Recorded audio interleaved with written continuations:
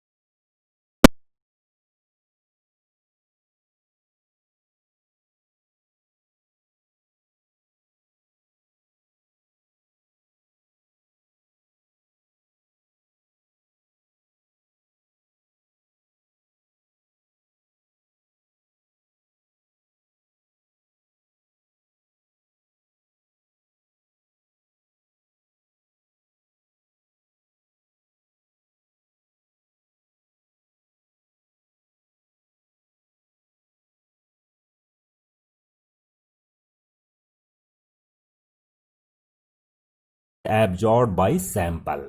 और atom you can say atom molecule और ion कुछ भी हो सकते हैं बच्चे। अब जो एब्जॉर्ब होगा, और इधर में मान लो प्रिज्म रख दिया, इधर में क्या रखा जी, प्रिज्म रखा, तो अब बताओ तो जो 7 कलर आते हैं वो आएंगे क्या? नहीं भाई। मान लिया कि ये येलो कलर को ये एब्जॉर्ब कर लिया, तो एक्चुअली क्या होता है कि अब जो इंटरेक्शन के बाद जो स्पेक्ट्रम आपको मिलेगा, this spectrum is not continuous. ये स्पेक्ट्रम जो मिलेगा वो कंटिन्यूअस नहीं मिलता बच्चे। ये स्पेक्ट्रम जो मिलते हैं वो लाइन स्पेक्ट्रम होते हैं, यानी bright line on black background पे ऐसा ऐसा आएगा, ऐसा लाइन आएगा। Line spectrum is there is sharp line appears at spectrum. ठीक है। और जो मान लो जो मिसिंग रेडिएशन है, suppose yellow colour is missing, तो वहां पे काफी डार्क स्पेस होगा। डार्क स्पेस होगा means no radiation is coming at this portion, तो ये पूरा क्या होगा, ब्लैक होगा। ठीक है। क्यों ब्लैक होगा भाई? क्योंकि यहाँ रेडिएशन नहीं आ रहा है। ठीक है। यहाँ रेडिएशन क्या हो रहा है भाई, नहीं आ रहा है। और बाकी जो हैं इस तरह के लाइन आपको मिलेंगे। अब ये जो लाइन स्पेक्ट्रम है, क्यों भाई लाइन ही क्यों आ रहा है? ये तो कंटिन्यूअस होना चाहिए कि if electromagnetic radiation behaves as wave, अगर मान लीजिए वेव के फॉर्म में ये बिहेव करता, तो स्पेक्ट्रम शुड बी कंटिन्यूअस होना चाहिए। अब यहाँ लाइन स्पेक्ट्रम का मतलब है, लाइन स्पेक्ट्रम का मतलब कि definitely electromagnetic radiation behaves as particle and there is certain frequency of certain particle, so there is sharp lines।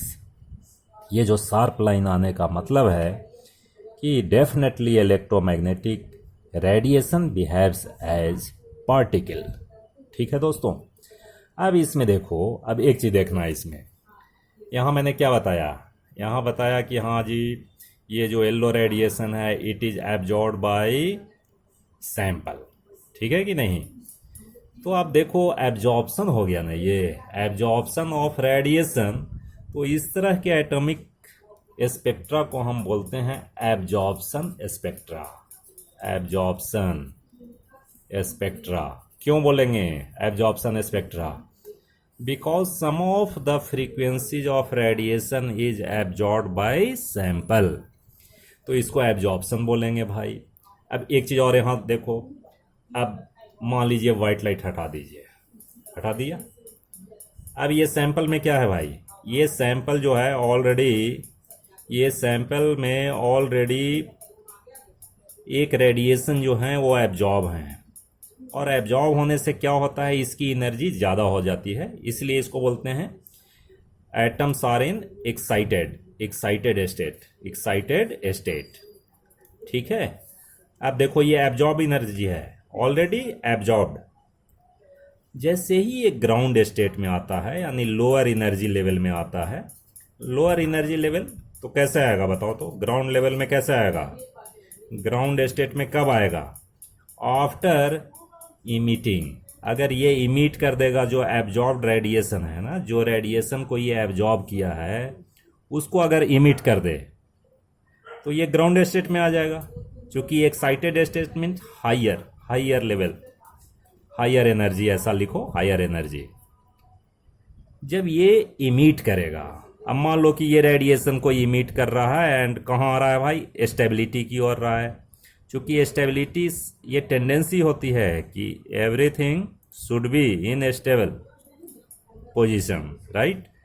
तो ये आफ्टर इमिटिंग एब्जॉर्ब्ड एनर्जी, ये एब्जॉर्ब्ड एनर्जी को इमिट करेगा, और इसका अगर हम स्पेक्ट्रम लेते हैं तो ये स्पेक्ट्रम बिल्कुल इसका कम्प्लीमेंट्री आएगा भाई, इसका कम्प्लीमेंट्री आएगा। देखो जहाँ ये डार्क स्पेस आ रहा है due to missing of certain frequency of radiation, वहाँ पे क्या आएगा भाई, वहाँ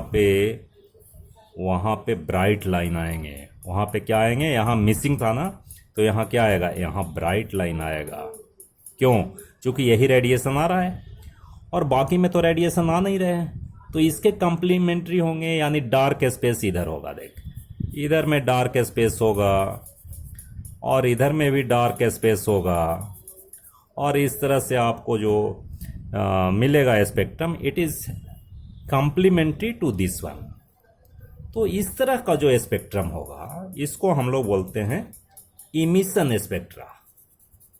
इमिशन स्पेक्ट्रा, ठीक है कि नहीं? तो देखो, दो चीज़ है भाई, एटॉमिक स्पेक्ट्रा में दो तरह का स्पेक्ट्रम मिलेगा आपको, एक एब्जॉर्प्शन स्पेक्ट्रा मिलेगा और दूसरा इमिशन स्पेक्ट्रा मिलेगा। तो अगर आपसे कोई बात करे कि भाई एटॉमिक स्पेक्ट्रा कितने तरह के होते हैं, तो आपका आंसर क्या होना चाहिए दोस्तों, बताओ? कि atomic spectra is of two types. हम लिखते हैं atomic spectra is of two types. Number one, absorption spectra, and second is emission spectra। ठीक है दोस्तों, ये बात समझ आई कि नहीं? बहुत ही इम्पोर्टेंट बात है, आप टेक्स्ट बुक पढ़ोगे ठीक से नहीं समझ आएगा। देख, जैसे मान लो, जैसे एज फॉर एग्जांपल देखो, अगर मान लो कि हीलियम का है, हीलियम एटम है, मान लीजिए हीलियम, ठीक है जी, हीलियम एटम है, इसका हम एब्जॉर्प्शन स्पेक्ट्रा लेना चाह रहे हैं, तो क्या करना पड़ेगा? इट इज़ इंटरेक्टेड भाई, ये मान लो वाइट लाइट से इंटरेक्ट किया, इलेक्ट्रोमैग्नेटिक रेडिएशन से इसको क्या किया भाई, इंटरेक्ट किया, तो कुछ रेडिएशन ये एब्जॉर्ब करेगा। अब ये जो एब्जॉर्ब करने के बाद हम इसको प्रिज्म से पास करें, ऐसा पास करें, ठीक है दोस्तों? तो इसमें सपोज एक मैं हाइपोथेटिकल स्पेक्ट्रम बना रहा हूँ कि इस तरह का आ रहा है भाई, एक रेडिएशन इमिट किया, एब्जॉर्ब कर लिया, कुछ रेडिएशन एब्जॉर्ब कर लिया, तो यहाँ पे क्या आएगा, ये डार्क स्पेस आ गया, ये डार्क स्पेस आ गया। मैं ऐसा सिंबॉलिक फॉर्म में लिख रहा हूँ, हो सकता है इससे आपको समझ आ जाए, बात समझ आ जाएगी, ठीक है ना? ये डार्क क्यों आ गया? Due to missing of certain frequencies of radiation, यहाँ पे नहीं आ रहा है, और इधर में रेडिएशंस आ रहे हैं, इधर में रेडिएशन आ रहे हैं, इधर में भी रेडिएशन आ रहे हैं भाई, ये एब्जॉर्ब नहीं हुआ है, ठीक है? तो इधर हमारा मान लो कि इस तरह का आया, ऐसा आया लाइन 1 2, ऐसा लाइन आ गया, ठीक है ना? ये ब्राइट लाइन आ गया, लाइन तो आएगा ही, because atomic spectra is there, ठीक है? अब देखिए, अब ये जो एब्जॉर्ब एनर्जी है, ये क्या हो गया भाई, एब्जॉर्प्शन, राइट? अब क्या करेंगे कि ये वाइट लाइट को आप हटा दो, रिमूव कर दो, हटा दो। अब ये हीलियम में जो एब्जॉर्ब एनर्जी है, हीलियम में जो एब्जॉर्ब एनर्जी है, ऑलरेडी जो एब्जॉर्ब है, अब वो क्या करेगा भाई, ये ग्राउंड स्टेट में आएगा, ग्राउंड स्टेट में आएगा बाय इमिटिंग दैट रेडिएशन। ये रेडिएशन को इमिट करते हुए वो ग्राउंड स्टेट में आएगा, यानी ये स्टेबल स्टेट में आएगा। तो इसमें जो स्पेक्ट्रम आपको मिलेगा, that spectrum is opposite of this one. इसके बिल्कुल अपोजिट मिलेंगे भाई। इसके अपोजिट क्या मिलेंगे कि इधर में आपको ये डार्क स्पेस मिलेंगे, इधर में डार्क स्पेस, बिकॉज अब देखो एब्जॉर्ब कौन था, ये बीच वाली फ्रीक्वेंसी एब्जॉर्ब था, वही इमिट हो रहा है। तो ये बीच में अब क्या आएगा, बीच में जो है, बीच में आपका ये ब्राइट स्पेस आना शुरू होगा, ठीक है कि नहीं? ये ब्राइट लाइन आएगा ऑन ब्लैक बैकग्राउंड, इस तरह से आएगा। यानी यू कैन से this is complementary of first one. पहला से ये क्या होगा भाई, कंप्लीमेंट्री होगा, ठीक है कि नहीं? तो इस तरह का देखो तो ये एकदम बिल्कुल अपोजिट ही आता है, ठीक है? और इस स्पेक्ट्रम को हम लोग क्या बोलेंगे भाई, तो इसको बोलेंगे इमिशन, इमिशन स्पेक्ट्रा। ठीक है, यहाँ पे ध्यान रखना है कि आफ्टर एब्जॉर्बिंग एटम मॉलिक्यूल्स और आयन गेट्स एक्साइटेड, क्या हो जाते हैं जाई? एक्साइटेड हो जाते हैं। Excited means higher energy level में चले जाते हैं। फिर वो लोअर एनर्जी लेवल में आएंगे तो कैसे आएंगे? After emission of absorbed frequencies of radiation. ठीक है दोस्तों, तो हम समझते हैं कि आपको ये बात समझ आ गई होगी कि what do you mean by continuous spectrum, atomic spectra, it's a type, absorption spectra, emission spectra. ठीक है दोस्तों, अब देखो इसमें जितने भी लाइंस हैं ना, all lines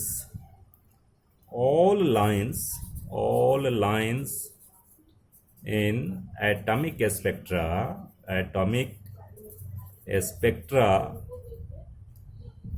gives the frequency,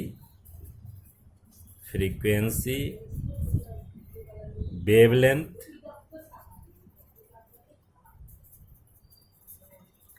and wave number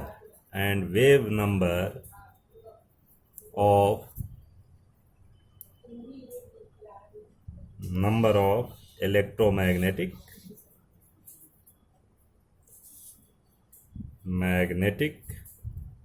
radiation. ठीक है दोस्तों, ये बात समझ आई।